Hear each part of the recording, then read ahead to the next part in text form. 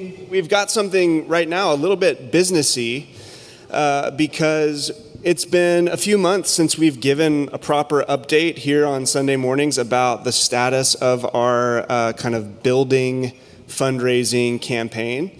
And we felt like you should know about it. And so I guess you guys could you should go ahead and come up. I'm going to invite Ben Schultz and Alexander Mansour, a couple of our elders, up to share. Make it a team effort. So we also recognize there's a number of you, not just that are like, hey, we've heard about this and maybe haven't heard about it for a while, but a number of you that are newer to the church and you have no idea what I'm talking about because we haven't been talking about it that much. So for you especially, I want to give you just the lay of the land. So this will be recap for some, but new for others. Door of Hope Northeast, this church is a 5.5-ish year old church plant. We were planted 2 weeks before COVID, just like exactly when they said you should plant a church, like the ideal time window. So we were planted out of our sister church, which is now known as Door of Hope Southeast in Southeast Portland. They're a 16, 17-year-old church. And the vision was just to see smaller, more neighborhood-oriented communities planted around the city. And we're super grateful, consider it a miracle, in fact, given the timing of our start, that we exist. Almost 6 years old as a distinct church family here in Northeast Portland. And we've been working in partnership with them this whole time, but over the last couple years, if I could direct your attention to that corner up there, you'll see that this building needs some work. And I won't bore you with all the stories, the whole story so much as to say, in conversation with Door of Hope Southeast, we recognized probably the best and most efficient and the way that made the most sense to go about dealing with lots of deferred maintenance on this beautiful old building was for Door of Hope Northeast to split off. We'd been operating as a single 501c3 with two kind of pretty autonomous, distinct church leaderships within that, for Northeast to splinter off into its own 501c3 and to purchase this building from Southeast for a very generous discounted rate they're offering us. And for us to just be very clear, who owns the building, who's responsible for its maintenance. And so we took that as a privilege to step into that, recognizing that it wasn't without risk or challenge. So we've been in process now for a while of working towards that. At the beginning of August, we announced to the congregation right here on a Sunday, and then we followed it up on our website and newsletters and so forth, that we are looking to raise $617,000 to address basically about 17 projects, most of which are not even visible. It's just like stuff that we all don't really want to spend money on. And that's the reason why it's been deferred for like 111 years. Because it's not as exciting as like a giant LED wall or something. But it's like structural stuff, water protection stuff. Of course, the biggest project is a full replacement of this roof, which is crazy. If you've ever looked at the building of this roof, it's a difficult job, it's a big job, and it's hundreds of thousands of dollars is what it's going to cost. But then downstream of that, work in the structural stuff in the attic, and then, of course, repairing all this cracked and water-damaged plaster, repainting, doing stuff to the exterior of the building, including repainting, and all of that. So about 17 projects. We can give you more detail on what that looks like. I'll save you that information for right now. But we have been overwhelmingly blown away by the response to this project. Alexander is going to tell us more of the detail of how much we've raised and how much we're still looking to raise. But I just want to say thank you so much to everyone who's contributed to this and shared this with your family and friends. We have the vast majority, 88% of the money in hand for the total project, which is incredible. Actually in hand, which is just nuts. So that said, if you are looking to, if you're committed to this church and you're like, oh, this is the first I've heard of it, we would still invite you to pray about what you might be willing to give to play a role in preserving this as a church building, not the easy thing to do would be like sell this to McMenamins and move somewhere else. We want this to be a church building this building was built in 1914, is that right? It's 111 years old. We want it to remain a church for another 111 years, especially on our watch, we want to take care of this thing. We know that it's weird when you start talking about church and fundraising for buildings, but I think most of us intuitively know it's a really important thing for this space to remain a church for the decades to come, and that's what we're after. So we will still do, like, we'll mention this in our newsletters and stuff. We'll continue to give updates, but we are still going to do like our normal every Christmas Eve at our gathering. We take a special offering that's going to go outside to a partner organization. We're still going to be doing stuff like that. So we just want you to know that, like, we're not pausing our other efforts of generosity and so forth, but the fundraising for this does continue. So I'm going to turn it over to Alexander. Process update. I think nothing like a good FAQ. Where are we at? So let's just run through these. What's going on with the building and the project and the acquisition, all that good stuff. Exactly how much money have we raised? So we currently have in hand, that means money that has not just been pledged but given, $546,105. This is well past our phase one goal of $473,000. So we are above expectation. And we're honestly, like, at this point, pretty close to our phase two goal of $617,000. That's the total estimated amount we think we need to do all of the immediate repairs this building needs. There's probably $20,000 to $30,000 in pledges. That's money folks have said they're planning to give but haven't given for a variety of reasons, whether that's tax year, finagling, et cetera. So we're probably within striking distance, probably $40,000 to $50,000 of fully funding this entire project, which is truly nothing short of I was going to say amazing, but I'm going to say, like, miraculous. And talking with friends and consultants and folks who have done similar projects, every single one has come back and impressed on us, like, this doesn't happen. For a church this size to raise this much money to take on this kind of project and to do it this quickly is truly miraculous. So give yourselves a round of applause for that. It's truly amazing. Thank you so much for that. You'll probably receive one more message before the end of the year. If we feel like we can hit that goal by the end of the year, we'll be done talking about raising money for this project, and you won't have to listen to us go on about it forever. And if you feel so compelled, that will be an option. In terms of the rest of the process itself, I know when we first asked for this money, we said we want to do this quickly because we want to start these repairs. Clearly, they need to be done as soon as possible. We can't start the repairs until we formally own the building. We had hoped to acquire the building through a mortgage assumption process. It turns out banks don't want us to have that 3% interest rate, so we're going to have to acquire a new mortgage, and that takes a little bit longer for a brand new 501c3 new organization to do. So that process is ongoing. We're working with a number of institutions in parallel. We're pretty confident that we're going to get to the end of that process successfully. It's just going to take a little bit longer, which is why you haven't seen the work begin yet, even though we have the money in hand. Which gets us to, what about the money I gave already? What's happening with that? Well, it's sitting safely in a bank account, earning an absurdly low amount of interest, and it will sit there until it's time to start this repair process. Because that money you gave is committed to this building, and we won't use it for any other purpose than that. So there will be further updates. We'll let you know every step of the way when we get to the point of completing the sale on the building, holding the mortgage, formally having the deed, and being able to push go on beginning these repairs. If we don't tell you, you'll notice because there will be work happening around you. But our commitment to you, as always, is complete and total transparency through this process. So if you have any more in the weeds, in-depth questions, like have a really low bar to reach out and ask. We're here for that. We are anticipating that we should have that mortgage process complete, sale complete, and deed in hand by Q1 of 2026, and then hopefully beginning repairs by Q2 of 2026. So we have some stopgap measures we can take in the meantime to get us through this winter so the roof doesn't cave in on us.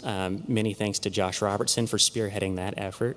But we anticipate that we won't have to go through yet another winter of hoping that this roof doesn't disintegrate.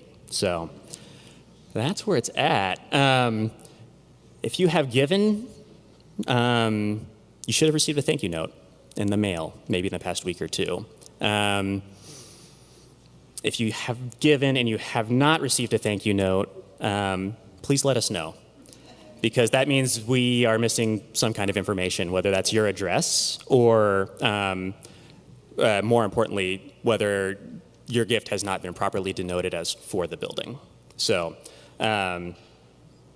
If you have given money to this and you have not received a thank you note from us, please let us know so we can rectify that. And Ben, what else about further updates? So, yeah, I just want to again say thank you to everyone. Just like really blown away.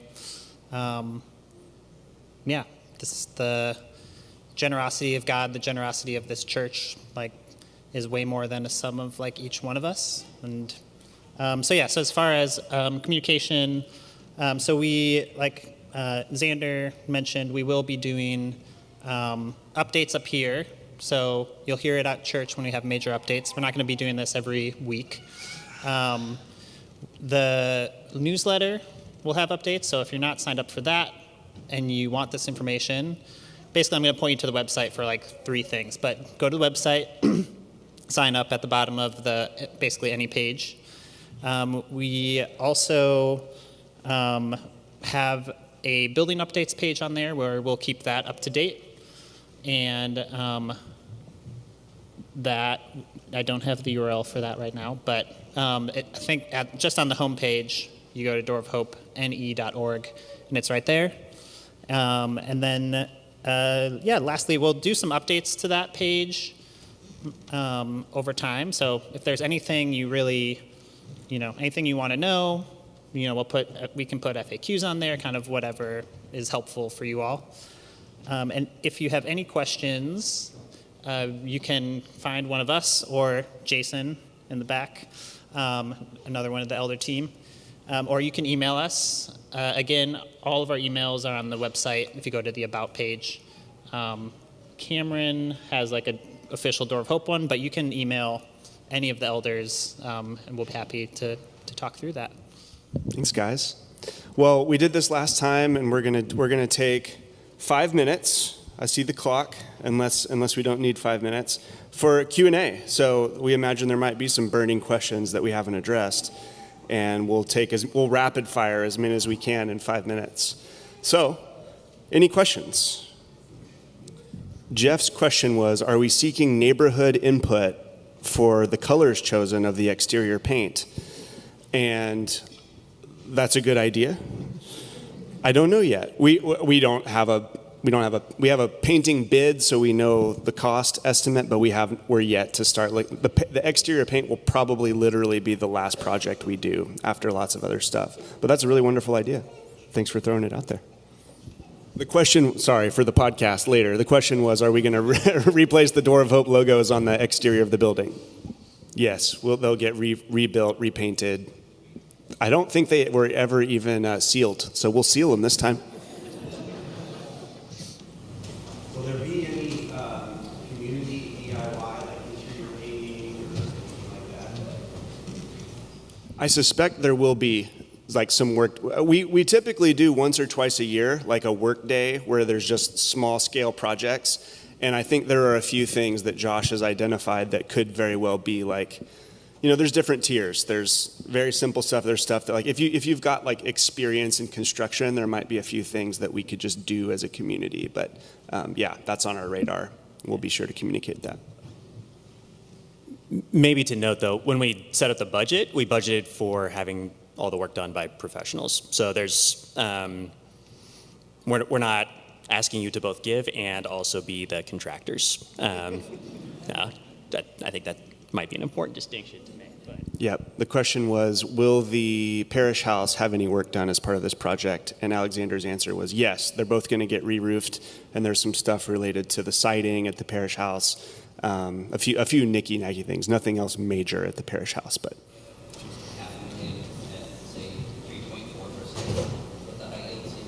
Mm-hmm.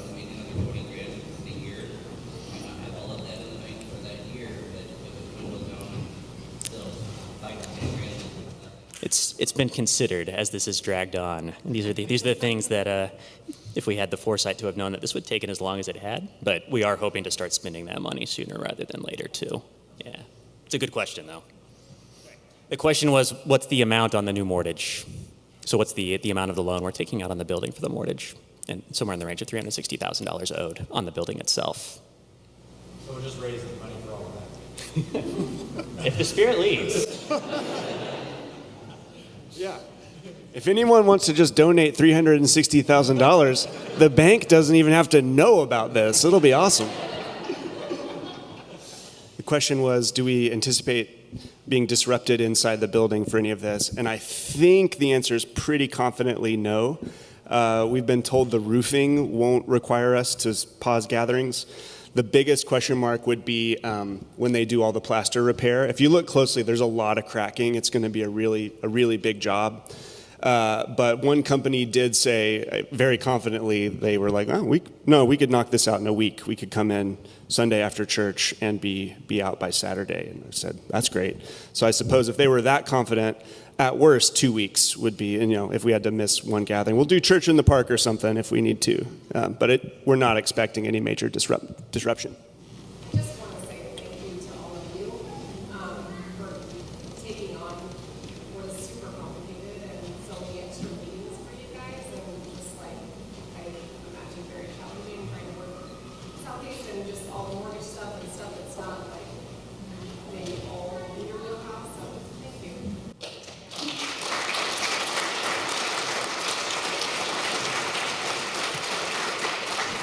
Thank you.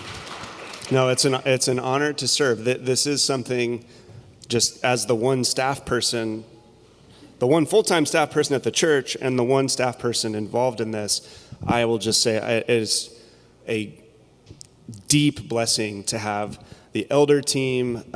Grace Kim has been helping us with some project management on some of this and brings a ton of expertise advising the elders.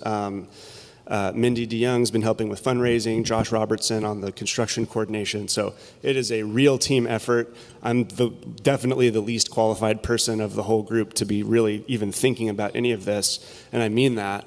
So I just say thank you to this whole team and to all of you who have offered and had wonderful questions and offered so many beautiful things, including not the least of which is just radical generosity. So this is a really beautiful communal effort, and I'm really proud of our church.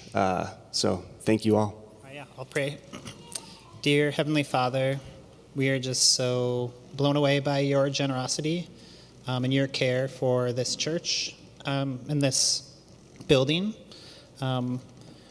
Through this, we can see your heart for your gospel on this corner in Portland. And we are just grateful to play our little part in that now. And yeah, just the blessing that it is to be, a part of what you're doing in this city. Thank you so much for all that you've done. Thank you to everyone here who's just sacrificially given. Just been really humbled, inspired, encouraged just by this church, God, by the people here and their heart for you. And we just ask that you would continue to bless this project, that you would give us discernment and wisdom, that the questions that need to be answered would be brought up, and that we would be good stewards of this building, of these resources that you've provided, just of your word in this city, God. We pray this in your name, Jesus. Amen.